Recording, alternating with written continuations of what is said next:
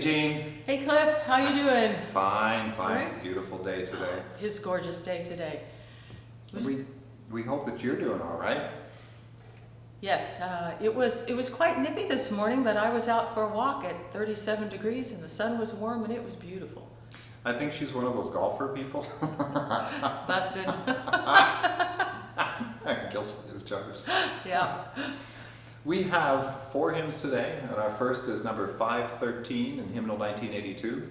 One of my personal favorites, Like the Murmur of the Dove's Song.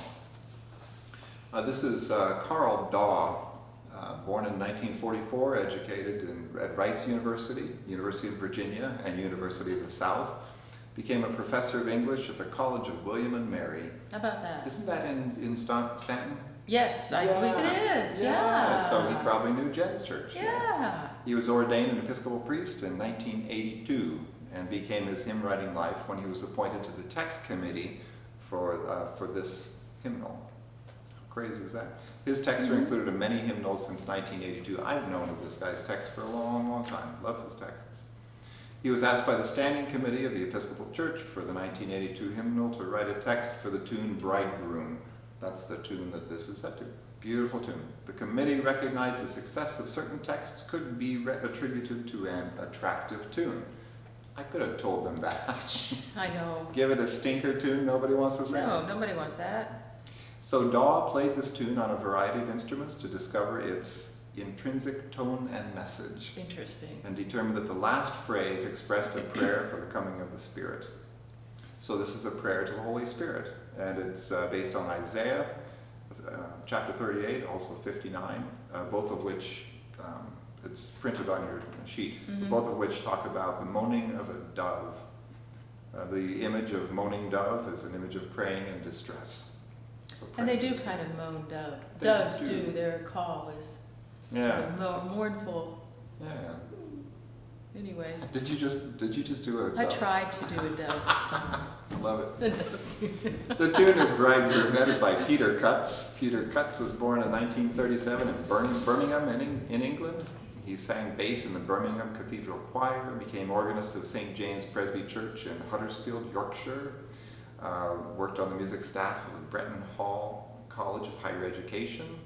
In 1989, he was appointed the director of music at St. John's Methodist Church in Watertown, Massachusetts. My. He began writing hymn tunes in 1955, and he collaborated with Brian Wren. Love his texts too. And says Eric Routley, Cutts could well be the most creative composer to come out of English congregationalism. Isn't that interesting? What an honor from somebody like Eric Routley. Wow. Yeah, exactly. So Cutts wrote this tune for the text as the bridegroom to his chosen, and it was first published in 1969. And he said it was the tune was composed at Eric Routley's grand piano in Newcastle upon Tyne for a projected Coventry Cathedral hymn book that never emerged. Isn't that interesting? It is. Yeah. I read somewhere too that this guy wrote 130 hymn tunes, Maybe. and that this is the best known, according to. This is a source. lovely tune. It's a beautiful tune. Yeah. Yes, it is quite It's lovely. just gentle and it's sweet and it's very singable. Yeah. All right, so let's have a go at it. Let's do it. I'll give you a little short intro. Okay.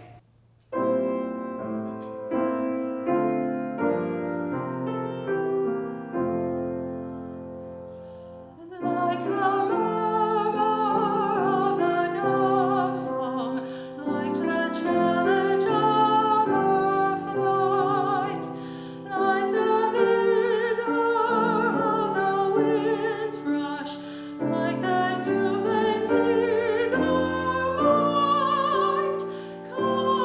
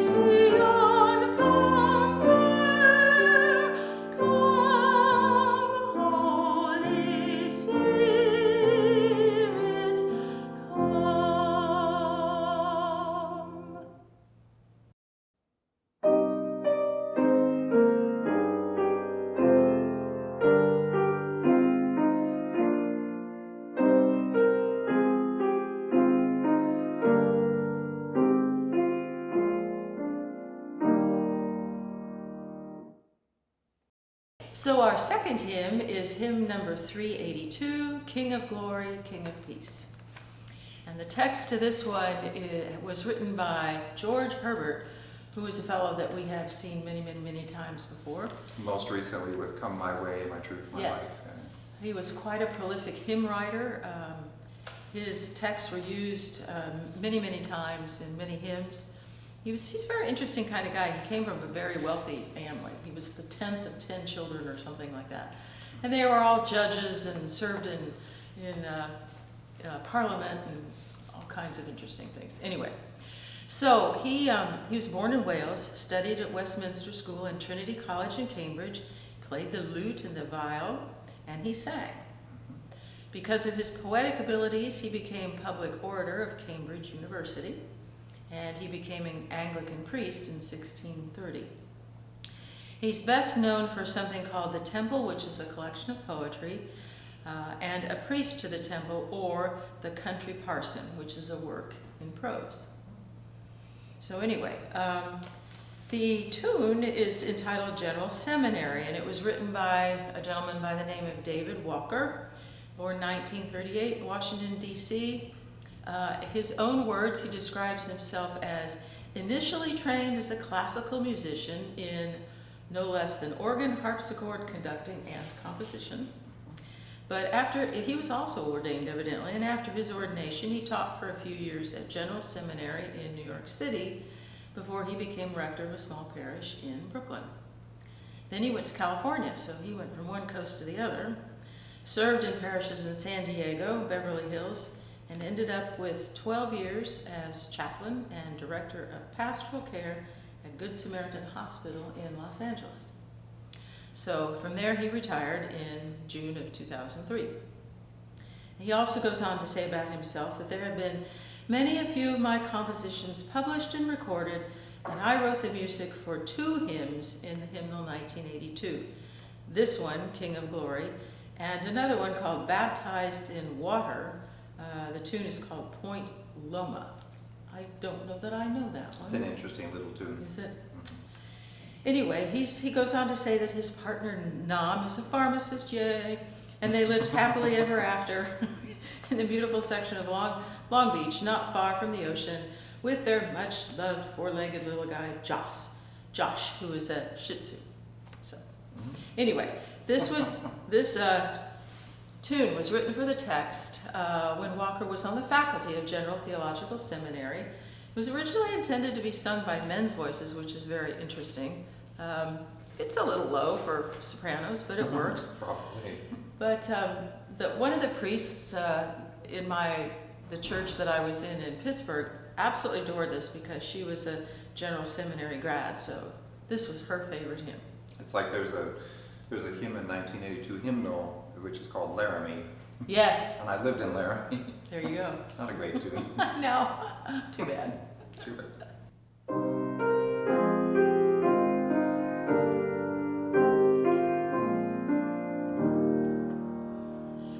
King of glory, King of peace, I will love thee, and that love may never cease. I will move thee,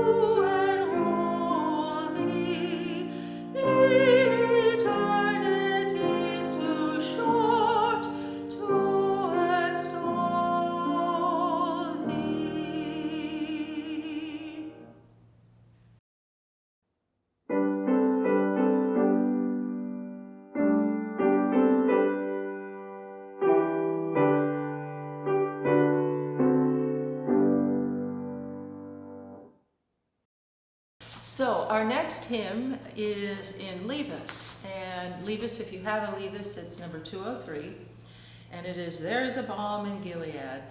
I think this is one of Bishop Curry's favorite hymns. I think so. Yeah, he talks about this a lot. Anyway, it's an African American spiritual. The chorus is based on Jeremiah 8:22, which is there no balm in Gilead, no physician there? And answered by a command in Jeremiah 46:11, go up into Gilead and fetch balm, O virgin people of Egypt. So these verses are stopped, wandering couplets, which I'm not too sure about what that means. So that means that they can move from spiritual to spiritual. Oh, so okay. you may hear, if you cannot preach like Peter, if you cannot pray like Paul, we associate it with this one, but it also appears in others. Oh, so okay. as you're doing Okay. Paul and response spiritual, you may have a body of the spiritual, like a refrain, Mhm. and then you go to a verse, and whoever would be calling may make something up. Oh, So- interesting. Okay, yeah. Cool. If you hear that humming, that's the heat. And we're happy about it. Yes, we're very happy. Every morning I say, thank goodness that my heat pump is still working. It struggles during the night, but it manages to come up in the morning. So anyway, like I said, we don't know too much about this. Because it's a spiritual Because it's oral tradition. exactly. Yeah. So I think that's all we have. That's it. That's it. Done.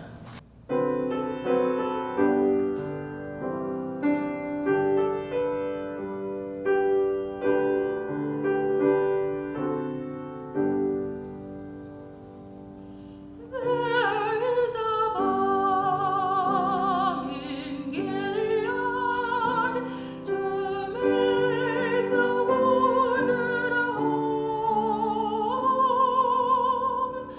There is a balm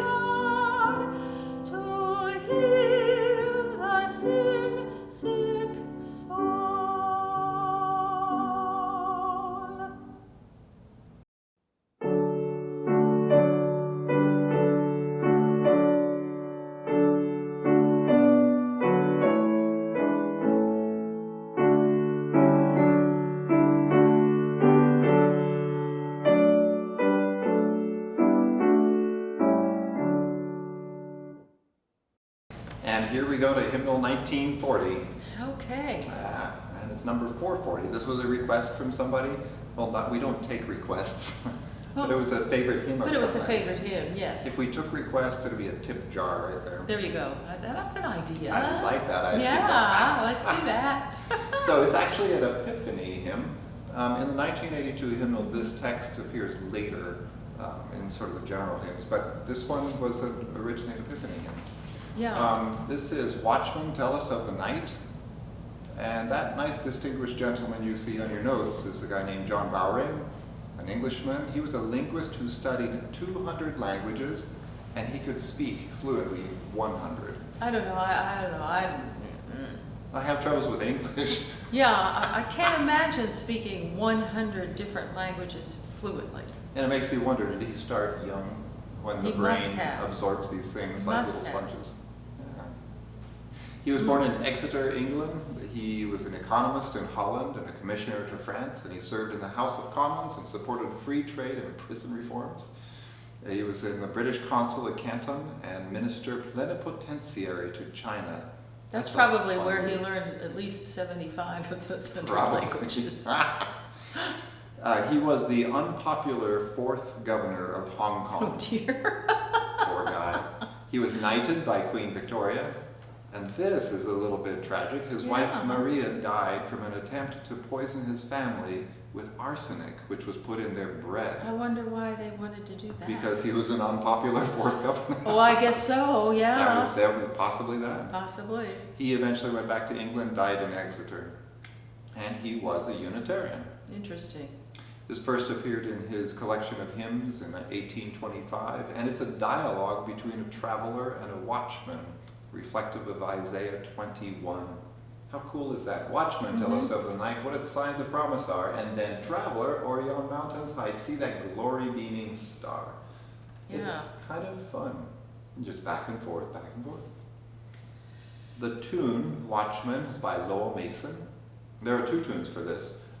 There's that one, and then the next page is a tune by, it's a Welsh tune, Aberystwyth, Yeah. by Joseph Perry.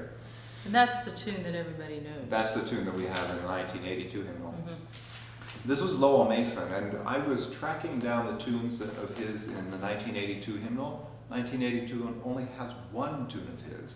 But Is that right? But he arranged or edited a bunch of tunes. Okay. But there was only one. He was born in Massachusetts. His early musical training came from a schoolmaster, a compiler of tune books, a village bandmaster, and a violinist. He moved to Savannah. He worked in a bank. He joined the First Presbyterian Church and served as organist and choir master for 7 years. He compiled his first tune book there. And if you don't know what a tune book is, singing schools were all the rage about that time. And the tune books would have had a bunch of tunes, but also shape notes. So you could learn how to sing according to a square note or a triangle note. It was the shape note singing.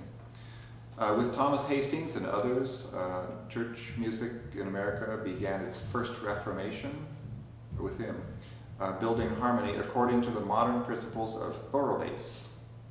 He was influenced by composers such as Haydn, Mozart, and Beethoven, and his tune book was published in 1821 by the Boston Handel and Haydn Society, and that launched his fame. He returned to Boston, served as choir director of the Bowdoin. Is that how you say that, Bowdoin? I thought it was Bowden. Bowdoin? Okay. Yeah. Bowdoin's, I'm a Westerner, what do I know? Served as choir director of the Bowdoin Street Church. He also became conductor of the Handel and Haydn Society. In 1832, he opened the Boston Academy of Music, and eventually music instruction was made part of the public school curriculum in Boston and spread through the U.S. He was a leader in the teacher training Yeah, movement. he was the big public school music teacher. He sure was. Wasn't he? When Yeah. I was teaching public school music, we would have Lowell Mason Month. Really? And there was an organization, you could buy pencils, you could buy buttons. Oh my goodness. I never did that because kids would look at it and be like, Who's Lowell Mason? Oh. But he was really influential. I mean, when the Puritans came over, music was left out of the curriculum at Harvard, which was our first university. So he was part of the fight to get it all reinstalled in public school. Yay, Lowell. I know, way to go, dude. Yeah. And furthermore, on this one, there are 3 verses.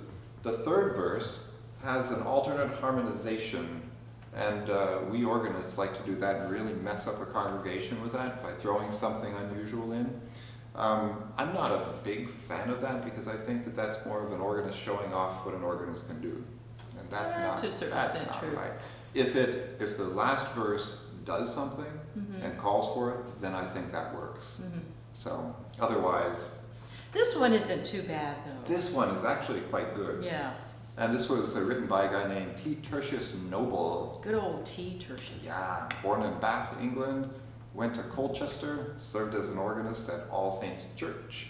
He won a scholarship at the Royal College of Music and studied with Parrott, Bridge, and Charles Villiers Stanford. There you go. He became organist and choir master at Ely Cathedral, then at York Minster, and in 1913 he was brought to St. Thomas Church in New York. Yeah. New York City. Yeah. In 1919 he established the choir school and developed a fine boys' choir. And in 1932 there was a window unveiled at St. Thomas commemorating his 50th year as a church musician. How about that? That's really cool. How many years before I got How many years before you get a window? Do I get a window? So he wrote the setting for the third verse. So we're going to do all three. Well, here we go.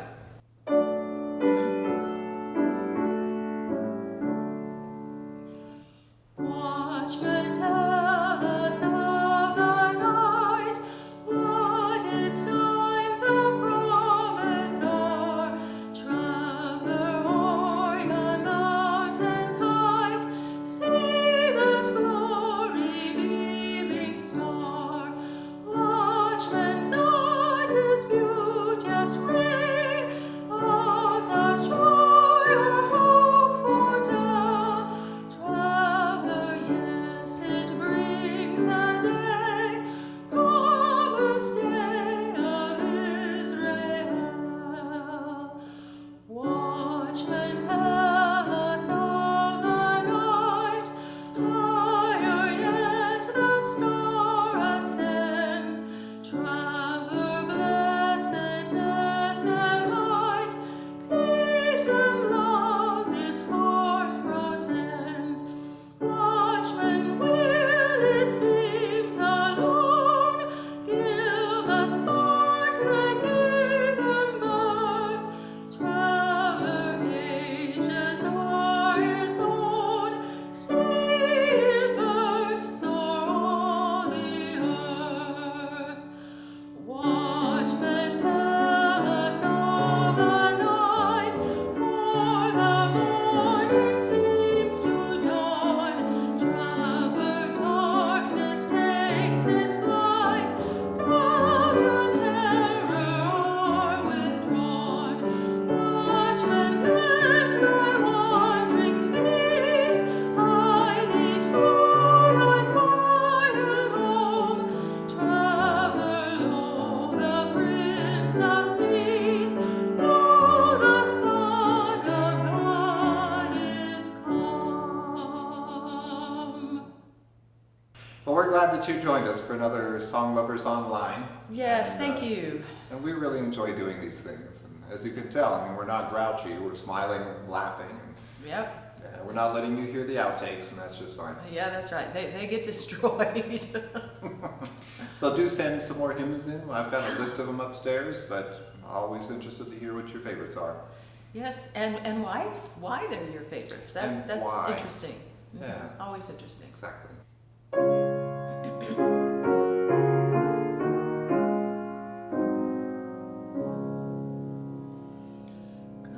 God be with you.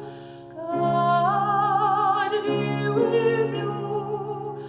God be with you till we meet again. By his counsels guide upon